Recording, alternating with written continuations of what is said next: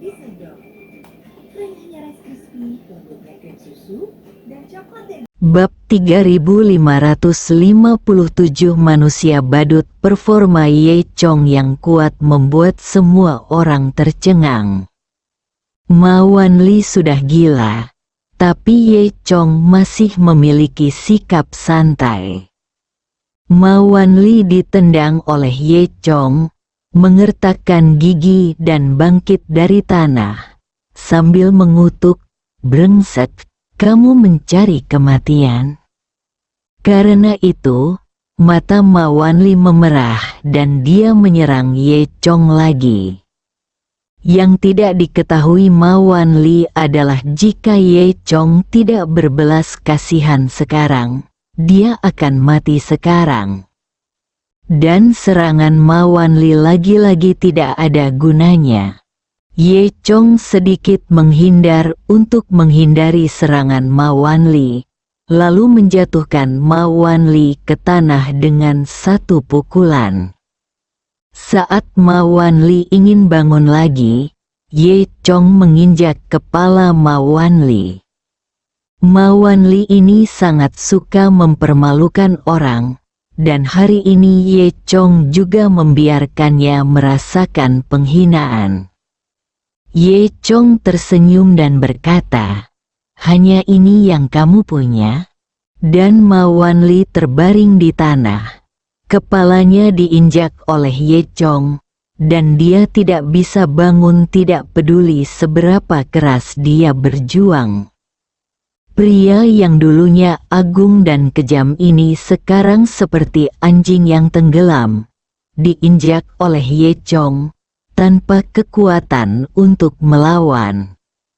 Semua orang di sekitar tercengang, terutama orang-orang berkuasa yang telah melihat Ma Wanli membunuh dengan mata kepala mereka sendiri. Melihat Ma Wanli saat ini, dia terlihat sangat berbeda dari pemuda jahat sebelumnya. "Ye Chong, lepaskan aku atau aku tidak akan membunuhmu." Ma Wanli mengertakkan gigi, wajahnya berubah menjadi marah. Meskipun Ma Wanli berjuang mati-matian, kepalanya terinjak-injak dengan kuat oleh kaki Ye Chong. Ye Chong tersenyum tipis, seolah Ma Wanli hanyalah seekor anjing yang menggonggong. Orang-orang di sekitarnya mulai berbisik, terutama para pejuang. Kekaguman mereka terhadap Ye Chong melampaui kata-kata. Pemuda ini sangat tertutup, seorang pejuang menghela nafas. Ya, melihatnya seperti itu, sepertinya dia belum mencoba yang terbaik. Siapa ini? Kenapa aku belum pernah mendengar tentang orang ini? Ma Wanli juga bisa mendengar diskusi ini, dan kemarahan di hatinya menjadi semakin kuat. "Brengsek, lepaskan aku!" teriak Ma Wanli. Dia meraung marah dan mencoba melepaskan diri dari penindasan Ye Chong, tapi kaki Ye Chong seperti jangkar besi, menjepitnya dengan kuat ke tanah. "Kamu bajingan, tunggu apa lagi? Bunuh dia, potong dia menjadi beberapa bagian," teriak Ma Wanli. Matanya memerah karena kegilaan, dan meminta anak buahnya untuk membunuh Ye Chong. Setelah melihat ini, anak buah Ma Wanli mengarahkan senjatanya ke Ye Chong, bersiap untuk mengerumuninya. Mereka tahu jika Ma Wanli tidak diselamatkan, nyawa mereka tidak akan aman. "Pergi, bunuh dia!" Salah satu anak buahnya berteriak dan bergegas menuju Ye Chong terlebih dahulu. Ye Chong mendengus dingin, dan detik berikutnya, tubuhnya tiba-tiba bergerak. Semua orang hanya bisa melihat dengan jelas bayangan Ye Chong, bergerak cepat di antara sekelompok pria. Tinju Ye Chong seperti badai dahsyat, menjatuhkan pasukan Ma Wanli satu persatu.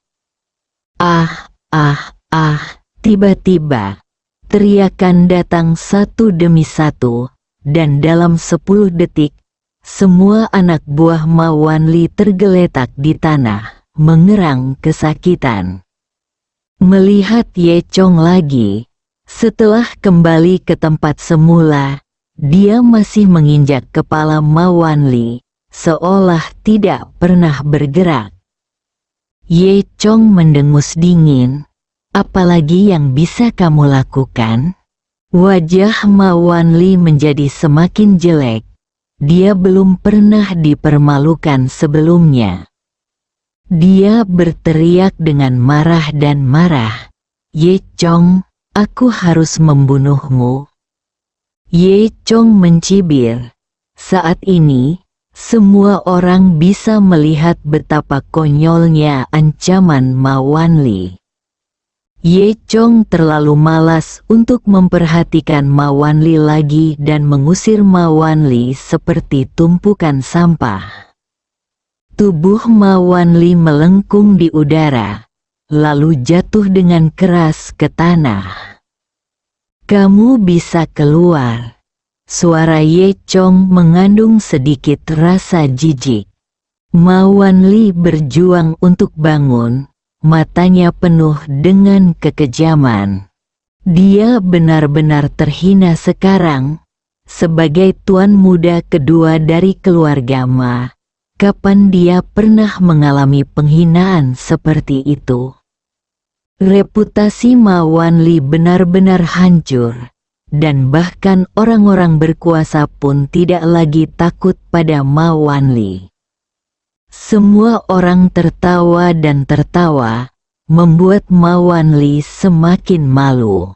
Beberapa orang juga mulai bersorak. Mereka bersorak atas kemenangan Ye Chong, yang berarti mereka tidak harus mati. Haha, Ma Wanli, bukankah kamu sangat sombong sekarang? Kenapa kamu sekarang terbaring di tanah seperti anjing? Qiu Xiaoswei juga berlari ke sisi Ye Chong, matanya bersinar karena kekaguman. Dia berkata, Ye Chong, aku benar-benar tidak menyangka kamu begitu kuat. Ye Chong hanya tersenyum, ini masalah kecil. Qiu Xiaoswei mendengus, tidak, kamu terlalu kuat, tidak seperti beberapa orang yang tidak mengetahui ketinggian dunia.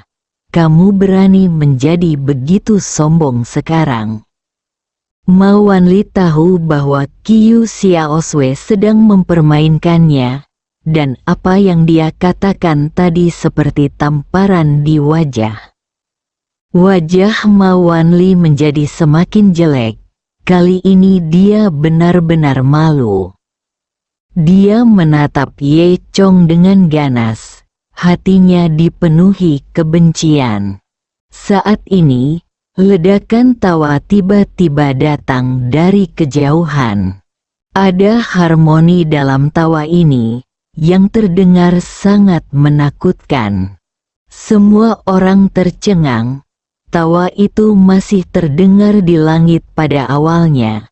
Tetapi akhir dari tawa itu sudah ada di depan semua orang. Seorang pria berbaju hitam tiba-tiba muncul, jatuh dari langit, dan mendarat di tanah. Dia memakai topeng aneh di wajahnya, tampak seperti badut yang menyeringai dengan gigi terbuka. Haha, banyak sekali orang di gunung terpencil ini. Sepertinya aku benar-benar datang ke tempat yang tepat. Ada harta karun di sini, kan?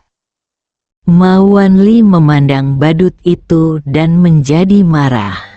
Hari ini, Ye Chong telah dipermalukan. Bahkan seorang badut yang bukan Yin atau yang mengabaikannya sekarang. Siapa kamu? Kamu tidak melihatku di sini. Keluar. Begitu dia selesai berbicara, Ma Wanli mengulurkan tangan dan ingin memukul badut itu. Alhasil, begitu tinjunya mencapai wajah lawan, badut itu tertawa dan meremas tinju Ma Wanli. Postur ini tampaknya lebih kuat daripada milik Ye Chong. Ma Wanli bahkan tidak sempat terkejut sebelum dia merasakan kekuatan dahsyat mengalir ke tubuhnya. Kakinya melunak dan dia berlutut. "Hei, junior dari keluarga Ma?" tanya badut itu. "Siapa kamu?" Ma Wanli memandang pihak lain dengan kaget. "Hei, aku kakekmu. Jika kamu memanggilku kakek, bagaimana kalau aku mengampuni kamu dan menyerahkan keahlianku kepadamu?" kata badut itu sambil tersenyum. Ma Wanli ragu-ragu sejenak dan dengan santai mengenalinya sebagai kakeknya. Jika ini menyebar, dia tidak akan hidup di masa depan. Bukan hanya dia, Ma Wanli, tetapi seluruh keluarga Ma akan malu. Bagaimanapun, keluarga Ma memiliki reputasi yang baik di sekitar mereka. Namun, ini adalah satu-satunya kesempatan untuk kembali. Badut ini sangat kuat dan mungkin bisa membantunya membunuh Ye Chong. Memikirkan hal ini, Ma Wanli berteriak, "Kakek, ternyata kakek, cucu tertuamu ada di sini." Bersambung.